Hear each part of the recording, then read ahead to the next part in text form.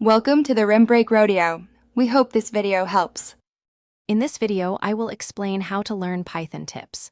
Start by installing Python and creating a virtual environment, then pick a beginner-friendly course and commit to daily practice. Focus on small projects that solve real problems and build a habit of reading code from others. Use an editor with debugging tools to iterate faster and keep concise notes of patterns you reuse. Practice by building tiny projects that matter to you, like automation scripts or data parsers, and iterate often. Break problems into functions and test them, which teaches design and debugging. Alternate focus study with playful exploration to keep motivation high, and review older code to track improvement. Pair programming or code reviews accelerate growth by exposing you to new approaches and adopt tools that scale with your skill, dependency managers, linters, test frameworks, and debuggers.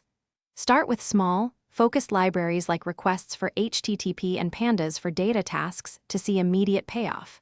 Use PyTest for simple unit tests to catch regressions early, and configure a linter to learn style conventions as you code.